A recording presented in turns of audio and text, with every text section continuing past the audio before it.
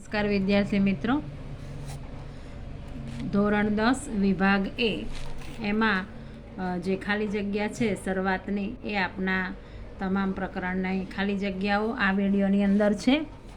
એમાં પહેલી ખાલી જગ્યા કે 98નું અવિભાજ્ય અવયવીકરણ ખાલી જગ્યા થાય. તો આપણે 98ના અવયવ પાડીએ તો 49 દુ 98 અને 49ના પડશે 7 ગુણ્યા 7. તો 98ના અવયવ પડશે 2 ગુણ્યા 7 ગુણ્યા 7 એટલે 2 ગુણ્યા 7નો વર્ગ. એટલે આનો જવાબ આવશે 2 ગુણ્યા 7નો વર્ગ. બીજી ખાલી જગ્યા છે વર્ગમૂળ 9 વત્તા 5 એ ખાલી જગ્યા સંખ્યા છે. તો 9નું વર્ગમૂળ થાય 3 અને 3 વત્તા 5 એટલે 8. એટલે 8 એ પૂર્ણાંક સંખ્યા છે એટલે આનો જવાબ આવે પૂર્ણાંક. PQR ભીના મોસ્ટ આઈએમપી ખાલી જગ્યા છે. PQR ભિન્ન અવિભાજ્ય પૂર્ણાંક હોય તો તેમનો ગુસા ખાલી જગ્યા થાય. 3 એ 3 સંખ્યા જો અલગ હોય તો એનો ગુસા 1 આવે. અને આવીને આવી ખાલી જગ્યાનો જો લસા પૂછ્યો હોય તો લસા આવે PQR. અહીંયા ગુસા પૂછ્યો છે એટલે જવાબ આવશે 1. હવે 1 થી 10 સુધીના પૂર્ણાંકો વડે નિશેષ ભાગી શકાય તેવો ન્યૂનતમ પૂર્ણાંક ખાલી જગ્યા છે. ન્યૂનતમ શબ્દ આવે એટલે લસાઅ, મહત્તમ શબ્દ આવે એટલે ગુસાઅ.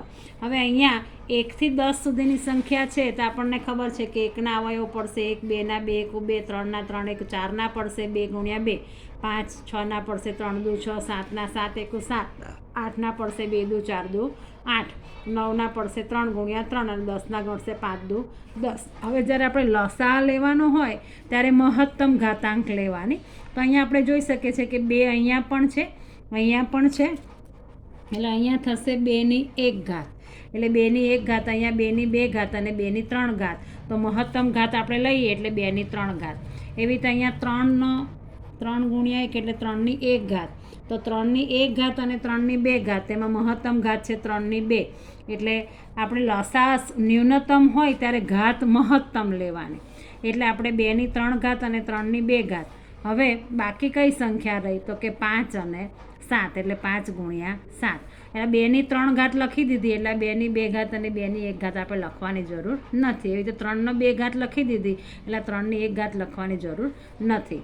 એટલે 2ની 3 ઘાત એટલે 2 દુ 4 દુ 8, 3નો વર્ગ એટલે 3 ગુણ્યા 3 એટલે 9 અને 5 ગુણ્યા 7 એટલે 35. તો 8 9 72, 72 ગુણ્યા 35 કરીએ તેનો જવાબ આવશે 2520. હવે આપણે જોઈએ ખાલી જગ્યા નંબર 5. તો કે 2 ધન પૂર્ણાંકો m અને n માટે જો ગુસા 13, લસા 459, 455 હોય તો m અને n શોધો. આપણી પાસે સૂત્ર છે કે ગુસા ગુણ્યા લસા બરાબર બંને પૂર્ણાંકોનો ગુણાકાર. ગુસા આપણને આપ્યો છે 13, લસા આપ્યો છે 455 અને m ગુણ્યા n. તો આપણે 13 ગુણ્યા 455 કરીએ તો 5915 આનો જવાબ આવે. આ ખાલી મોસ્ટ આઈએમપી ખાલી જગ્યા છે.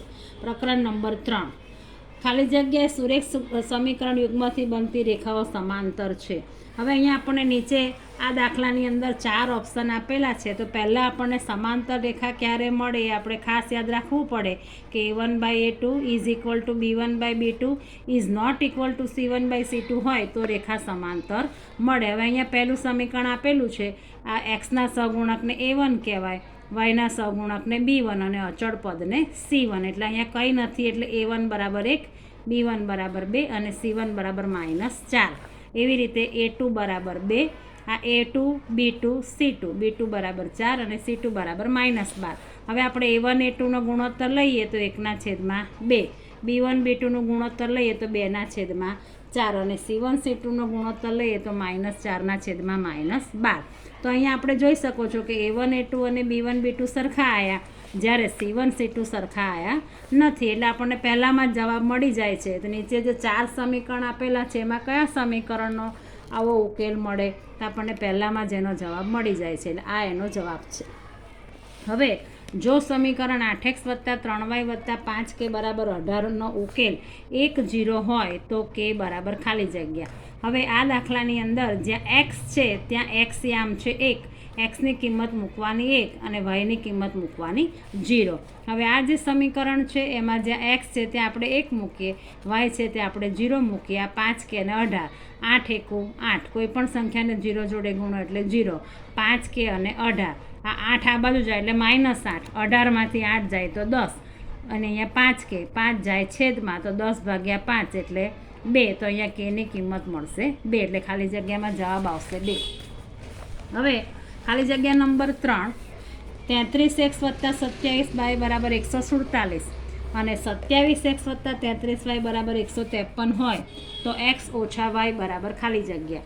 તો અહીંયા આપણે ઓછા y અહીંયા બાદબાકી કરવાની છે, એટલે આપણે આ બે સમીકરણની બાદબાકી કરીશું.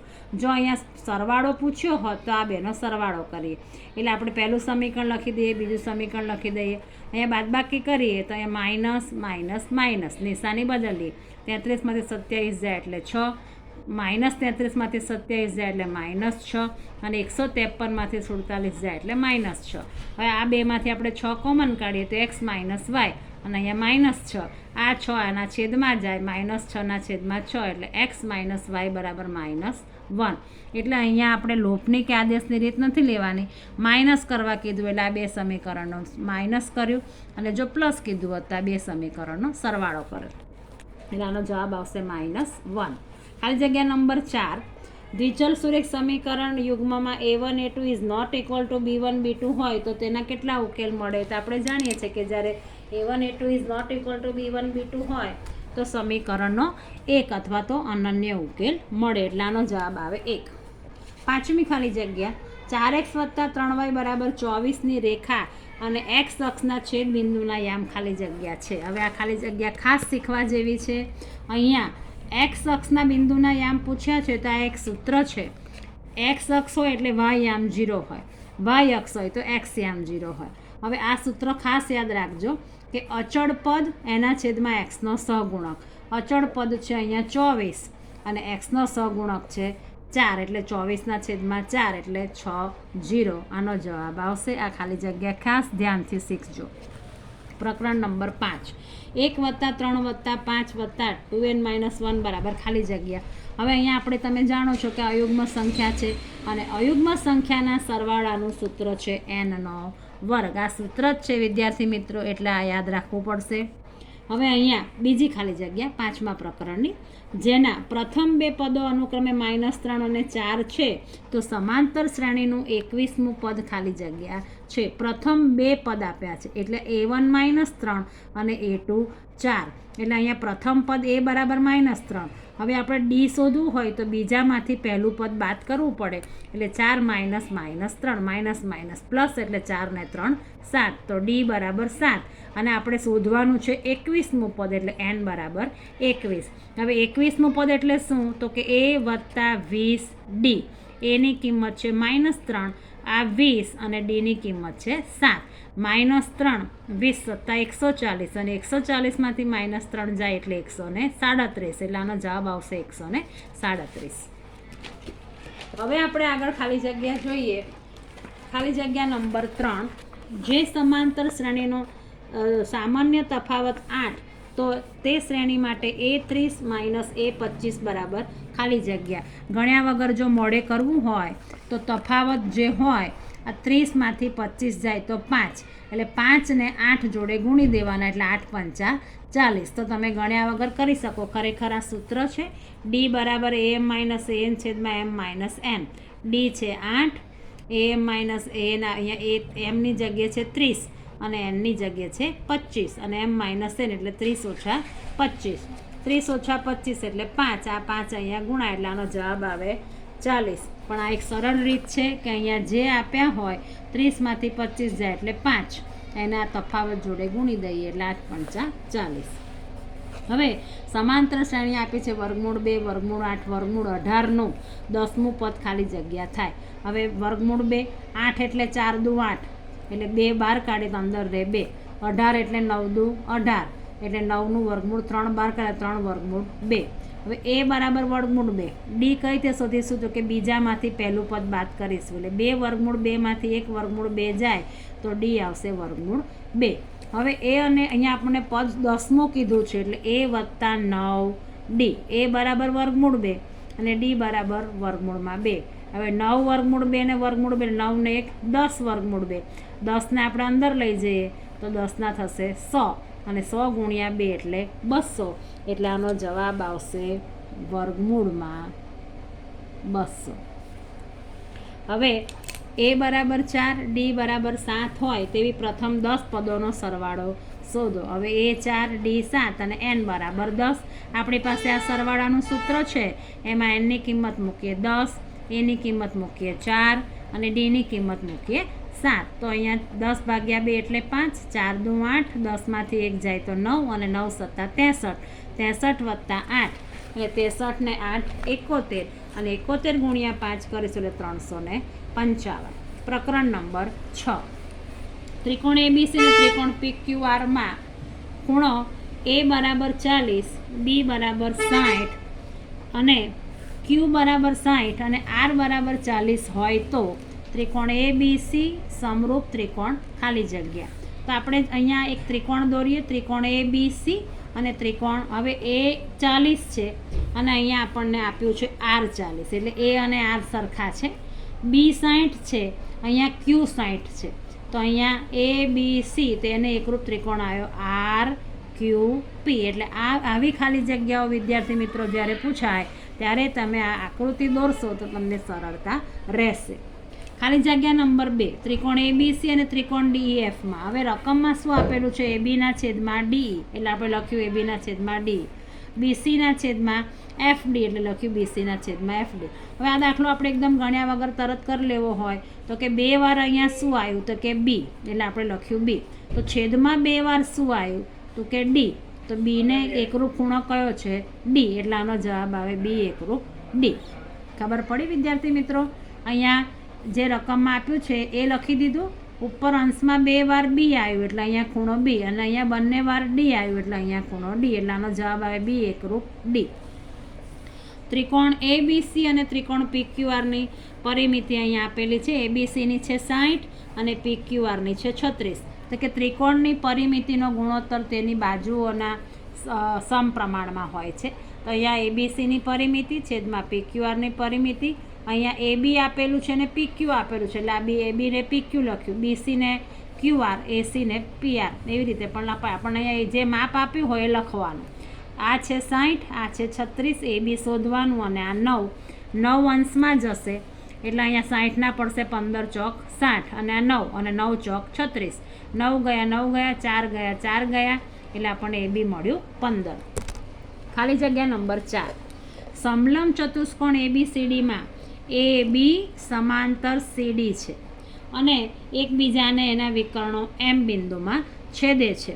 હવે જે માપ આપેલા છે આપણે લખી દઈએ. MA છે 6 એટલે MA આ ABCD સમાંતર સમલંબ ચતુષ્કોણ, આ એના જે વિકર્ણો છે એમમાં છેદે છે. આ આપ્યું છે 6, આ MC આપ્યું છે 8, MB આપ્યું છે 9 અને આપણે MD શોધવાનું છે. તો કે AM ના છેદમાં MC બરાબર MBના છેદમાં MD. આપણે આ સૂત્ર મૂક્યું, જે કિંમત આપી છે એ મૂકીએ. AM છે 6, આકૃતિમાં તમે જોઈ શકો છો કે AM 6 છે, પછી MC છે 8, પછી આ MB છે 9 અને MD આપણે શોધવાના. તો આ 8 અહીંયા ગુણાશે એટલે 9 8 72 અને ભાગ્યા 6 એટલે અહીંયા આપણને આની કિંમત મળશે 9 ગુણ્યા 8 છેદમાં 6. 9ના પડશે 3 તારી 9, 8ના પડશે 4 દુ 8, 6ના પડશે 3 દુ 6 એટલે અહીંયા 3 ગયા 3 ગયા, 2 ગણ્યા 2 ગયા તો 4 તારી 12 એટલે આનો જવાબ આવશે 12. ખાલી જગ્યા નંબર 5. ત્રિકોણ ABC સમરૂપ ત્રિકોણ XZY છે. A બરાબર 50 અને અહીંયા આપણને બીજા ખૂણાનું માપ આપ્યું છે તો Y આપણે શોધવાના છે. હવે અહીંયા આપણે ખૂણો A, આ પહેલો ખૂણો તો એને એકરૂપ આ પહેલો ખૂણો થાય એટલે અહીંયા A છે એને એકરૂપ ખૂણો છે અહીંયા X, B છે એને એકરૂપ ખૂણો છે Z અને C છે એને એકરૂપ ખૂણો છે Y. હવે એનું માપ છે 50, અહીંયા ઝેડનું માપ 70 આપ્યું છે તો ઝેડ અને B સરખા છે એટલે અહીંયા જે B છે ત્યાં 70 લખીએ તો 70 વત્તા 50 એટલે 120 અને 180માંથી 120 જાય તો C મળશે અહીંયા 60 અને C 60 મળે છે તો Y, C ને Y સરખા છે માટે Y બરાબર 60. પ્રકરણ નંબર 7. ABનું ઉગમ બિંદુથી અંતર. આ મોસ્ટ MP ખાલી જગ્યા છે, પરીક્ષામાં ખાસ પૂછવાથી ખાલી જગ્યા. અહીંયા અંતર સૂત્રમાં કિંમત મૂકીએ એટલે આપણને આ જવાબ મળે છે, પણ તમે વિદ્યાર્થી મિત્રો ડાયરેક્ટ આ યાદ રાખી શકશો કે અહીંયા જે સંખ્યા આપી હોય એનો વર્ગમૂળમાં વર્ગ કરી દેવાનો. અહીંયા PQ આપ્યું હોય તો વર્ગમૂળમાં Pનો વર્ગ વત્તા Qનો વર્ગ. ખરેખર આ અંતરસૂત્ર જે છે x2 - x1નો વર્ગ વત્તા y2 - y1નો વર્ગ વર્ગમૂળમાં, એમાં આપણે કિંમત મૂકીએ એટલે આ જવાબ મળે. પણ ઉગમ બિંદુ શબ્દ આવે એટલે આ જે આપી હોય એનો વર્ગ કરીને સરવાળો કરીને કૌંસની નિશાની કરી દેવાની. -2 - 3નું y અક્ષથી લંબ અંતર. હવે વિદ્યાર્થી મિત્રો, અંતર કોઈ દિવસ ઋણ આવે નહીં, એટલે y અક્ષ આપ્યું હોય તો y અક્ષ નહીં લેવાનો, એનો એક્સયામ લેવાનો. તો એનો એક્સયામ કેટલો છે? 2. એટલે આનો જવાબ આવશે 2. આ સૂત્ર છે કે y અક્ષથી લંબ અંતર હોય તો માનાંકમાં x, માનાંકમાં જે કિંમત આપી છે x ની -2, માનાંક મોડની બહાર કાઢો, માનાંકની બહાર એટલે +2. y અક્ષથી પૂછ્યું એટલે +2. અને ધારો કે x અક્ષથી પૂછ્યું હોય તો આનો જવાબ 3. x અક્ષથી પૂછે તો y યામ, y અક્ષથી પૂછે તો x યામ, અને અંતર કોઈ દિવસ ઋણ આવે નહીં. ખાલી જગ્યા નંબર 3, 0 0 2 0 0 3 એ કોઈ પણ 3 લંબચોરસના શિરોબિંદુ હોય તો ચોથું શિરોબિંદુ શોધો. હવે આ ખાલી જગ્યા તમને આકૃતિથી વધારે ખ્યાલ આવશે. આપણે આ 0 0 પછી 2 0 એટલે આ x યામ, એટલે આ બિંદુ અહીંયા આવશે. પછી છે 0 3 એટલે આ બિંદુ અહીંયા આવશે. હવે આ બિંદુને આપણે જો જોડી દઈએ, લંબચોરસ જોડી દઈએ તો આ બિંદુ આવશે 2 3, એટલે આનો જવાબ આવશે 2 3. એટલે આપણે અહીંયા આ રીતે આ 3 બિંદુ આપેલા છે, આ 0 0, આ 2 0 અને આ 0 3. તો આ ચોથું શિરોબિંદુ જે અહીંયા જોડાય છે એટલે અહીંયા x યામે 2 ને છેદે છે અને y યામે 3 ને છેદે છે, એટલે આના જવાબ આવશે 2 3. એવી રીતે ચોથી ખાલી જગ્યા 1 1 અને 3 3નું બિંદુઓને જોડતા રેખાખંડનું મધ્ય બિંદુ. આ ખૂબ જ સહેલી આવડે એવી ખાલી જગ્યાને પૂછાય એવી IMP ખાલી જગ્યા. મધ્ય બિંદુના યામનું સૂત્ર છે, આ x1 y1 છે, આ x2 y2 છે. તો મધ્ય બિંદુના યામનું સૂત્ર છે x1 + x2 છેદમાં 2 અને y1 + y2 છેદમાં 2. એટલે 1 + 3 છેદમાં 2, 1 + 3 છેદમાં 2, 4/2 4/2, એટલે આને મધ્ય બિંદુ મળશે 2 2. અને મધ્ય બિંદુના યામનું સૂત્ર છે x1 + x2 છેદમાં 2 અને y1 + y2 છેદમાં 2. ખાલી જગ્યા નંબર 5, આ ચોપડીનો દાખલો પણ આ રીતનો છે કે સમાંતર બાહુ ચતુષ્કોણના શિરોબિંદુ આપેલા છે. એના યામ છે, બીના યામ, સીના અને ડીના. હવે સમાંતર બાહુ ચતુષ્કોણના જે વિકર્ણો છે એનું મધ્યબિંદુ સમાન હોય છે, એટલે આપણે અહીંયા એસીનું મધ્યબિંદુ બરાબર બીડીનું મધ્યબિંદુ. હવે આ x1 + x2 છેદમાં 2, y1 + y2 છેદમાં 2, એટલે 4 + 13/2 અને 2 + 5/2. એવી રીતે આ x1 + x2 એટલે 10 + x છેદમાં 2, y1 + y2 એટલે 2 + y છેદમાં 2.